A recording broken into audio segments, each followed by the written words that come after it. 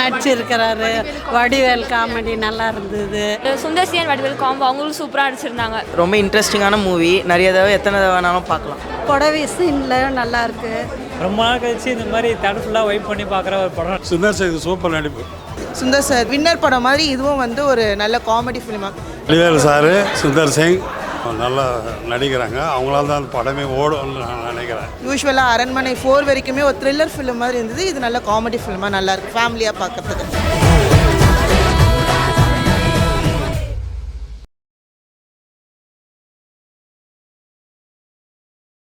அனைவருக்கும் வணக்கம். நான் உங்கள் பத்திரிகையாளர் RS கார்த்திக். இந்த வீடியோவில் நம்ம பார்க்க இருக்கிறது நம்ம வேற லெவல் சினிமா சேனலோட சினிமா விமர்சனம்.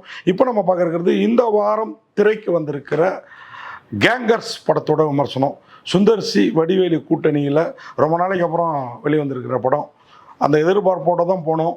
அந்த எதிர்பார்ப்பை முதல் பாதியை விட இரண்டாம் பாதி பிரமாதமாக பூர்த்தி செய்தது. சில பல குறைகள் இருக்கலாம், ஆனால் வந்து உண்மையாக ரொம்ப நாளைக்கு அப்புறம் வயிறு விட்டு சிரிச்சிட்டு வர அளவுக்கு சில சீன்ஸில் பல சீன்ஸ் இருந்தது. அதற்காக சுந்தர்சி வடிவேலு கூட்டணியை பாராட்டலாம். கதை, இந்த படத்தோட கதை என்ன?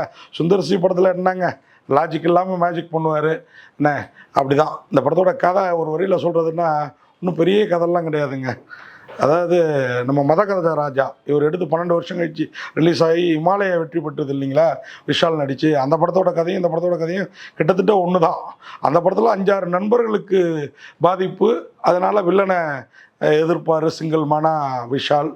இதில் தன்னோட பாதிப்பு, அதற்காக 5-6 நண்பர்களை சேர்த்துக்கிட்டு வில்லனை எதிர்ப்பார் சுந்தர்சி. இதுதான் அந்த படத்தோட கதை. ஆமாம், அது இன்னும் இதுவாக சொல்கிறதுன்னா, ஒரு அமைச்சர் எலெக்ஷன் வேலைக்காக பணம் கொடுத்து விட்றாரு 100 கோடி ரூபா. அதை ஒரு ட்ரக்கில் வச்சு எடுத்துகிட்டு போகிறாங்க. அந்த அமைச்சரோட உதவியாளரும் இன்னொரு நம்பிக்கைக்குரிய பெண்மணியும். அந்த பெண்மணியை தீர்த்து கட்டிட்டு தான் நண்பர்கள் சகோதரர்களோடு சேர்ந்து அந்த பணத்தை கொள்ளடிக்கிறான் ஒரு வில்லன். அவனும் அந்த சம்பவத்தில் இறந்துட்டதா ஒரு மேட்ரு. அதுக்கப்புறம் அந்த பணத்தை அவன்கிட்டேருந்து அடித்து திரும்ப தனக்கு இழப்பீடை தேடிக்கிட்டாரா ஹீரோ. இல்லை, அந்த பணத்தை அடிக்கிறதுக்கு ஒரு 5-6 பேர் உதவியை நாடுறாரு. நம்ம முனிஷ்காந்த், பக்ஸு, கேத்ரின் தெரசா, இந்த படத்தோட கதாநாயகி, எப்படி பல பேரோட உதவிகளை தேடுறவர் அந்த உதவிக்கெல்லாம் ஒரு உபகாரமாக ஒரு பெரிய அமௌண்ட்டை எல்லாருக்கும் தரேன்றாரு.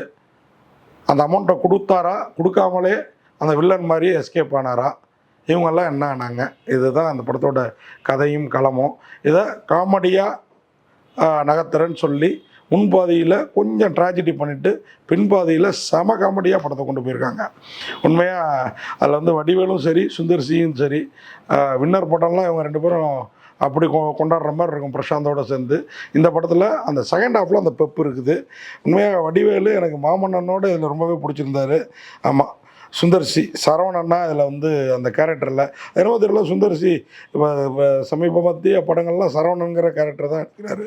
இதுலேயும் அவர் நேம் சரவணன். அவர் தான் அந்த வில்லனால் பாதிக்கப்பட்டாரா அப்படிங்கிறதும் ஒரு நிறைய ட்விஸ்ட்டுங்க படத்தில் வேறு லெவலில் இருக்குது. அந்த இடத்துல தான் செகண்ட் ஹாஃப் முழுக்க இதுதான் நம்ம யூகிக்க முடியாது. அந்த இடத்துல வெற்றி பெற்றுறாரு சுந்தர்சி.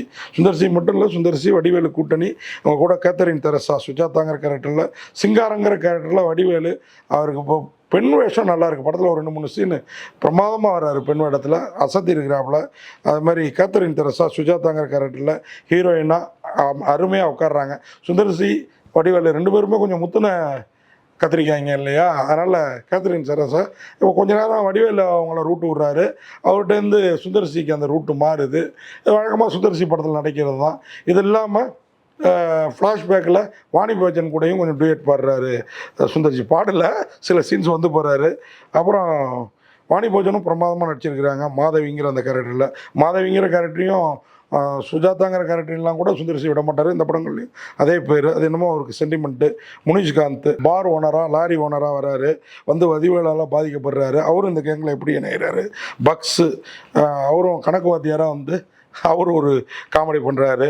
அது மாதிரி சுந்தர்சியை நாம் ஒரு மேட்ரு நினச்சோம்னா அது வந்து வேறு யாருங்கிறதுலாம் அந்த ட்விஸ்ட்லாம் வேறு லெவலில் இருக்குது படத்தில். கலை, அந்த கலை உங்களுக்கு தெரியும், விஜய் டிவிலலாம் அந்த சமையல்லாம் பூந்து கலக்கினார். அவர் இதில் கலக்கியிருக்கிறாரு. அதாவது கொஞ்ச நேரம் வில்லனோட ஐடியாவில், அப்புறம் சுந்தர்சிக்கு சுந்தர்சி வடிவேலுக்கு அம்சமாக இருக்கார். ஹரீஷ் பெராடி அவர் தான் இதில் வந்து வில்லன். அவர் இன்டர்வலுக்கு அப்புறம் தான் வராரு. அவர் வந்த பிறகு முடியரசன்கிற அந்த கேரக்டர் உண்மையாகவே வேறு லெவலில் பண்ணியிருக்கிறாரு, மிரட்டுறாரு.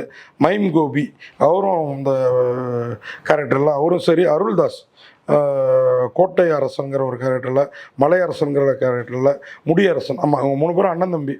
இதில் 3 பேருமே அந்த கேரக்டருக்கு பொருத்தமாக இருக்காங்க. ஊர் பேர் அரசங்கோட்டை, அவங்க ஊர் அவங்க பேரில் தான் இருக்குது. ஊரில் அவ்வளோ பெரிய பார்லாம் இருக்குது, அதெல்லாம் தான் நம்ப முடியாது அம்பக்கா இருந்தது. சந்தானா பாரதி கேத்தரின் தெரசாவுக்கு அப்பாவாக அருமையாக நடிச்சிருக்கிறாரு. ஆகாஷ்ங்கிற கேரக்டரில். விச்சு சுந்தர்சி படம்னாலே விச்சு இல்லாமல் இருக்க மாட்டார். விச்சு வேறு லெவலில் இதில் ஒரு கேரக்டர். தலைமை ஆசிரியராக ஒயிட் அண்ட் ஒயிட் வெள்ளை வேட்டி சட்டை, கதர் வேட்டி சட்டையெல்லாம் அம்சமாக நடிச்சிருக்கிறாரு. அவர் பண்ணுற காமெடியும் பிரமாதமாக இருக்குது. மாஸ்டர் பிரபாகர் அவர் தான் சூரிங்கிற ஒரு பையன் கேரக்டரில் அந்த பிரபாகர் நடிச்சிருக்கிறாப்புல. அந்த பையன் சுந்தர்சியோட கூட சுந்தர்சி வந்து கவனமாக இருப்பார் இந்த மேக்கப் விஷயத்துலலாம். தன்னை தாண்டி யாரும் அழகாக தெரிஞ்சிடக்கூடாதுன்னு அதை கரெக்டாக அந்த பையன் வரைக்கும் இந்த படத்தில் பண்ணியிருக்கிறாரு. மதுசூதன் ராவ் வந்து இந்த படத்தில் வந்து ஒரு மெயினான அமைச்சர் கேரக்டரில் அசத்தலாக வராரு.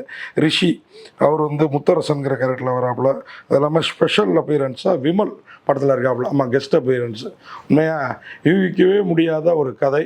அதை எப்படி சுந்தர்சி யோசிச்சார், எப்படி படமாக்குனார், எல்லாமே ஒரு மேஜிக் தான்.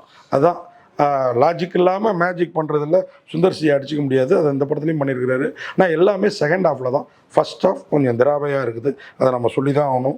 இந்த படத்தை சுந்தர்சி எழுதி இயக்கியிருக்கிறாரு. இதுக்கு Khushbu Sundar Avni Cinemax private limited அவங்க கம்பெனி பேனர்லையும், ACS Arunkumar Benzz media private limited 2 பேரும் இணைந்து தயாரிச்சிருக்காங்க. சுந்தர்சியோட இதோட 3-4 படம் சேர்ந்துட்டாங்க.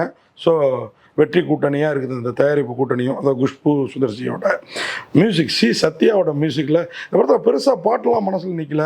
சில இடம்லாம் மதகத ராஜா பார்க்குறோமா இந்த படம் பார்க்குறோமாங்கிற மாதிரிலாம் தோணுச்சு. ஆனாலும் சத்யாவோட பின்னணி இசை நம்மளை வந்து இருக்கையில் அப்படி கட்டி போடுது செகண்ட் ஹாஃபில். அதுமாரி வெங்கட் ராகவனோட ஸ்க்ரீன் பிளே டயலாகும் படத்துக்கு பக்கா பலமாக இருக்குது. சில விஷயங்களை அங்கங்கே அரசியலையும் நையாண்டி பண்ணி அழகாக எடுத்துகிட்டு போயிருக்காங்க. கிருஷ்ணமூர்த்தியோட சினிமோட்டோகிராஃபி உண்மையாக ஒளிப்பதிவு இந்த படத்துக்கு பக்கா பலம். எடிட்டர் பிரவீன் ஆண்டனி இன்னும் கொஞ்சம் முன்பாதியில் ஒரு பாதி கட் பண்ணி போட்டிருந்தா இந்த படம் 2.25 மணி நேரங்கிறது கொஞ்சம் கம்மியாக இருந்திருக்கும், நமக்கும் திருப்தியாக இருந்திருக்கும்.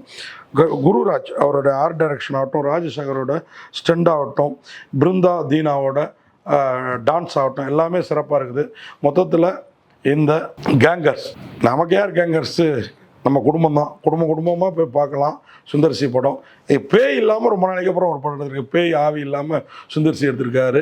அதுக்காக போய் பார்க்கலாம். நிச்சயமாக நீங்கள் உங்கள் ஆவி போகிற அளவுக்கு சிரிப்பீங்கன்னா பார்த்துக்கோங்க. அதுக்கு வந்து செகண்ட் ஆஃப் கேரண்டி. ஆமாம், கேங்கர்ஸ் உங்களை எங்கேயுமே ஏன்னு விழிக்க விடாது. உண்மையாக அந்த விதத்தில் சுந்தர்சி வந்து நம்மளை வந்து சாட்டிஸ்ஃபை பண்ணியிருக்கிறாரு. கேங்கர்ஸ் பார்க்கலாம் ஒரு முறை செகண்ட் ஹாஃப்காக அப்படின்னு சொல்லி. இந்த படத்தை வந்து இன்றைக்கி இந்த சம்மரில் கரெக்டாக வெளியிட்ருக்குறாங்க. நிச்சயமாக கேங்கர்ஸ் ஸ்கூலர்ஸ் காலேஜர்ஸுக்கெல்லாம் ரொம்ப பிடிக்கும் இந்த லீவு நாட்களில் அப்படின்னு சொல்லி விடைபெறேன். நன்றி, வணக்கம். இந்த வீடியோ உங்களுக்கு பிடிச்சிருந்தா லைக் பண்ணுங்கள், கமெண்ட் பண்ணுங்கள், ஷேர் பண்ணுங்கள், சப்ஸ்கிரைப் பண்ணுங்கள்.